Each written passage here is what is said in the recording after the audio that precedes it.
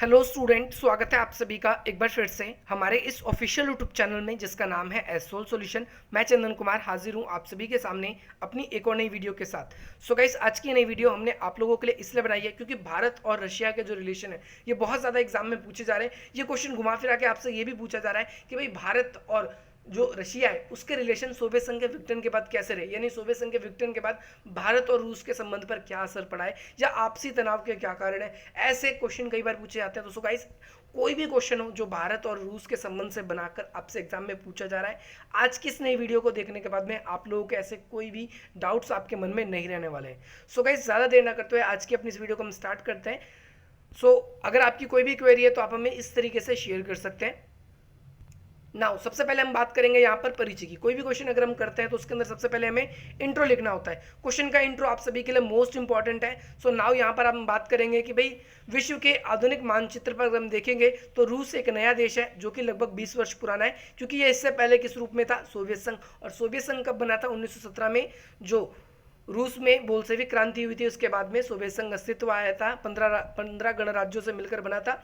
और अगर हम बात करते हैं सोवियत संघ का अगर उत्तराधिकारी कौन है तो वो रशिया है, जो कि दिसंबर 1991 में बना और सोवियत संघ का विघटन जब हुआ था। तो भारत और सोवियत संघ के अगर हम संबंधों की बात करें तो बहुत सारे हमारे पास में ऐसे मेजर फैक्टर है जिनको हम लिखकर भारत और चाइना के, भारत और रशिया के रिलेशंस को दिखा सकते हैं। सो गाइस, आप लोगों की अगर कोई भी क्वेरी है रिलेटेड टू स्टडी तो आप लोग हमें यहाँ पर हमारे इस ऑफिशियल इंस्टाग्राम की आईडी पे हमसे पूछ सकते हैं। यहाँ पर हमारी टीम में से कोई ना कोई आपकी जो प्रॉब्लम है उसको रिसॉल्व कर देगा।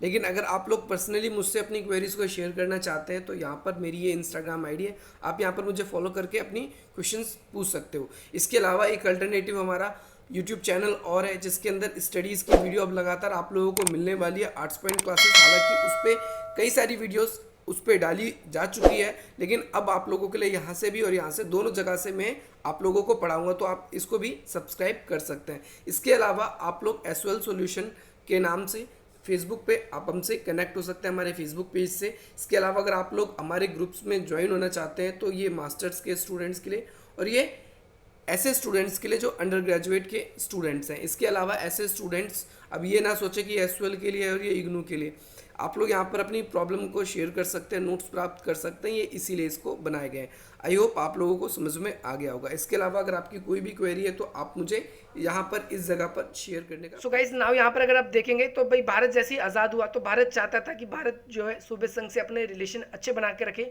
इसका एक सबसे बड़ा रीज़न ये था क्योंकि उस समय कोल्ड वॉर चरम पर था और कोल्ड वॉर के अंदर जो सोवियत संघ था विश्व की दूसरी महाशक्ति थी।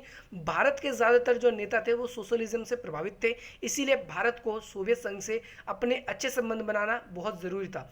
साथ ही साथ अगर आप देखेंगे पंडित जवाहरलाल नेहरू जी जो थे उस समय सोवियत संघ के प्रति थोड़े से शंकालु थे, परंतु नव स्वतंत्र भारत के लिए ये बहुत ज़रूरी था कि वो सोवियत संघ से संबंध ज़रूर बनाए। सो नाउ यहाँ पर देखेंगे कि भाई, अब देखेंगे कि भाई जैसे ही अमेरिका ने दो गुट बनाए थे, कौन कौन से, नाटो, सीटो, सेंटो, ये। और अगर आप देखेंगे नाटो को छोड़ दें तो पाकिस्तान सीटो और सेंटो दोनों का मेंबर था। अमेरिका से उसकी बहुत सारी अच्छी दोस्ती बन चुकी थी और पाकिस्तान जो है अमेरिका से लगातार अपनी आर्थिक और सैन्य मदद ले रहा था। तो भारत के लिए भी ये बहुत ज़्यादा ज़रूरी था कि वो सोवियत संघ से अपने अच्छे संबंध बनाए ताकि वहाँ से उसको हेल्प मिल सके। सो गाइस, अगर हम बात करते हैं 1956 में रशिया के दो नेता, एक तो निकोलाई बुल्गानिन और दूसरा एलेक्सी कोसिंगन, इन दोनों ने बताया कि जो जम्मू कश्मीर है भारत का अभिन्न अंग। साथ ही साथ इन्होंने ये भी बोला कि भाई भारत के लिए जो कश्मीर है वो केंद्रीय सुरक्षा का मुद्दा है, तो भारत अपने जो पक्ष पे वो पक्ष पे ज़रूर है। लेकिन इसके साथ साथ हम देखते हैं इस समय भारत ने क्या किया, जब सोवियत संघ ने हंगरी के ऊपर अपनी आर्मी को तैनात कर रखा था तो उस समय भारत ने सोवियत संघ की थोड़ी सी संयुक्त राष्ट्र संघ में आलोचनाएं रूप से बात भी कही थी। कहा था कि भाई वहाँ पर लोकतांत्रिक रूप से चुनाव करवाए जाने चाहिए। इसके साथ साथ 1962 में दोनों देशों के बीच में क्या हुआ कि भाई सैनिक तकनीकी सहयोग के कार्यक्रम इस समय से स्टार्ट हो जाते हैं। तो ये हमारे लिए एक ऐतिहासिक टाइम पीरियड रहा 1962 का दोनों देशों के लिए। साथ ही साथ अगर हम यहाँ पर देखें तो भारत शीत युद्ध या फिर युद्ध की जो राजनीति है उसमें किसी का पिछलग्गू देश नहीं बनना चाहता था, इसीलिए भारत के लिए ज़रूरी था कि भारत पाकिस्तान से अपना कंफर्टेबल करे, अपने उसको कम्पीट करे। और इसके लिए क्या है कि चाइना से 1962 में हमारा वार हो चुका था, करारी हार हो चुकी थी। इसके लिए भारत के लिए ज़रूरी था कि भाई भारत के पास में अच्छे अच्छे हथियार आए और ये हथियार जो है सोवियत संघ की सहायता से हमें आसानी से मिल सकते थे, इसीलिए हमारे लिए बहुत ज़्यादा ज़रूरी था। इसके साथ साथ देखेंगे 1970 के लगभग में 1970 के लगभग में पाकिस्तान, चाइना और अमेरिका ये तीनों अपनी अच्छी दोस्ती बना चुके थे और इसीलिए भारत के लिए ज़रूरी हो गया था कि भारत भी क्या करे कि भाई सोवियत संघ से अपने अच्छे संबंध बनाए रखे, ताकि दोनों देश दक्षिण एशिया में संतुलन बनाए रख सकें, दोनों देश अपने अपने प्रभाव को दक्षिण एशिया में बनाए रखें। इसके साथ साथ हम देखते हैं 1971 में भारत और सोवियत संघ के बीच में एक संधि होती है जिसे मैत्री संधि भी बोलते हैं, और दोनों के बीच में इसमें सहयोग जो था वो काफ़ी हद तक बढ़ गया था। अगर हम आज की बात करते हैं तो जो भारत है अपने लगभग थल सेना के 60%, नौसेना के 70% और वायुसेना के 80% जो हथियार है वो सोवियत संघ से ही प्राप्त किए हैं उसने। और साथ साथ यहाँ तक कि जो शीत युद्ध के दौर में भी अंतर्राष्ट्रीय मसलों में दोनों का जो रवैया रहा वो दोनों का एक जैसा रवैया रहा है। यहाँ पर हम ये देखते हैं कि शीत युद्ध के पश्चात दोनों देशों के बीच में तनाव थोड़े से उभर गए। इसका क्या रीज़न है, क्या रीज़न नहीं है। सोवियत संघ जो है वो हमेशा से भारत को एक चीज़ देखता है कि भारत हमेशा हम पे डिपेंड रहता है हथियारों के लिए, मदद के लिए, और हम उसकी मदद कर भी देते हैं क्योंकि हमने काफ़ी पहले से उनसे संबंध बहुत अच्छे तरीके से बना रखे हैं। लेकिन जैसे ही सोवियत संघ का विघटन हुआ, रशिया के जैसे ही राष्ट्रपति बनते हैं जिनका नाम है बोरिस याल्त्सेन, तो इनका ये कहना है कि भाई भारत जो है वो पिछलग्गू देश में से एक है। अब हमें भारत के प्रति अपनी जो दृष्टिकोण है वो बदलनी होगी। इनका कहना था कि उन्होंने राष्ट्रपति जो बोरिस याल्त्सेन है, इनका कहना था रूस को अपनी विदेश नीति बदलनी होगी और उसमें विचार करना होगा कि भाई भारत के प्रति हमें एक नीति अपनानी होगी, देखो और प्रतीक्षा करो। यानी क्या है कि अगर आपको हेल्प चाहिए तो अभी आप वेट करिए, जब हमें लगेगा कि हमें हेल्प करनी चाहिए या हम हेल्प करने के लायक हैं तो हम आपकी हेल्प कर सकेंगे, नहीं तो नहीं करेंगे। इसके साथ साथ अगर आप देखेंगे तो रशिया के जो राजनेता है उनका ये कहना था कि भारत से संबंध बनाने से अच्छा है कि हमें पश्चिमी देशों के साथ संबंध बनाने चाहिए, क्योंकि वहाँ से क्या है कि हमें ज़्यादा हेल्प मिल सकती है। और यही रीज़न है जो मिखाइल गोर्बाचेव, बोरिस याल्त्सेन है, दोनों ने अटलांटिकवादी थे और दोनों ने मार्शल योजना पर ज़्यादा ध्यान दिया था।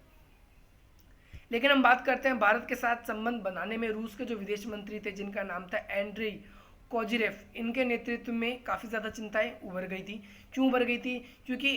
क्योंकि जो रशिया है उसने विदेश नीति अपनी चेंज करी थी इनकी विदेश नीति होने पे। इनका कहना था कि जो पाकिस्तान है वो आतंकवाद से लड़ने के लिए हमारा ज़्यादा सहायक देश हो सकता है, बल्कि हिंदुस्तान के ज़रिए। इसीलिए 1990 में ईरान और पाकिस्तान को जो रशिया है वो बहुत ज़्यादा महत्व देने लगा था, और यही रीज़न है भारत और उसके संबंध जो है काफ़ी ज़्यादा इस समय बिगड़ गए थे।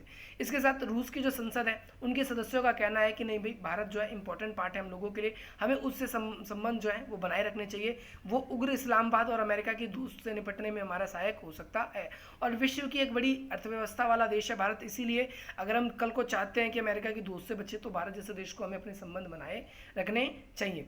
साथ साथ हम देखेंगे कि 1991 में सोवियत संघ ने अचानक यूएनओ में पाक समर्थित प्रस्ताव दिए। अब यहाँ पर क्या है कि पाकिस्तान ने एक यूएनओ में एक प्रस्ताव पेश किया और उसके अंदर क्या है कि भाई जो सोवियत संघ है उसने भी सपोर्ट कर दिया। तो ये बात कह दी इसमें कि भाई हमें क्या करना चाहिए, दक्षिण एशिया को परमाणु मुक्त बनाना चाहिए। इसका मतलब ये था कि भारत को भी अपने परमाणु हथियार खत्म करने पड़ेंगे, परंतु आगे चल के ऐसा नहीं हुआ। दोनों के संबंध जो है आगे चल के थोड़े से सुधर जाते हैं।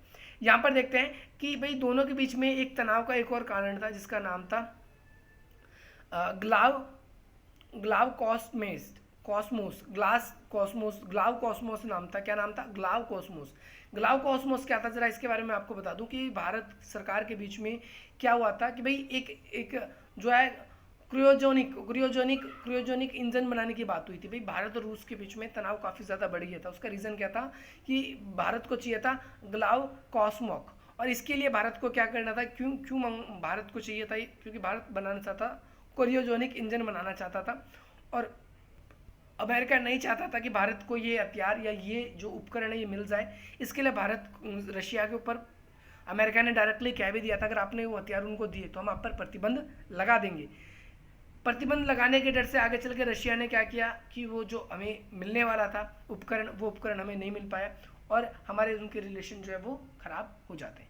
इसके साथ साथ अगर हम यहाँ देखें तो भाई, तो अगर हम देखें तो हमारा एक विवाद और हो जाता है कब 1990 के करीब में। 1990 के करीब में क्या होता है कि हमने सोवियत संघ से क्या कर रखा था, 12 अरब डॉलर कर्ज ले रखा था, हथियार ले रखे थे, और इसका हमें पेमेंट करना था। लेकिन ये विवाद खड़ा हो गया कि भाई पेमेंट भारत किस मुद्रा में करे, या रुपया में करे या रूबल में करे। रूबल क्या है, जो सोवियत संघ यानी रशिया जो है उसकी मुद्रा है। तो रूस चाहता था, रूस की जो सरकार थी वो चाहती थी कि या तो भुगतान रूबल में किया जाए या विनिमय दर हो, और उसकी विनिमय दर भी क्या होगी अगर रुपया में होगा।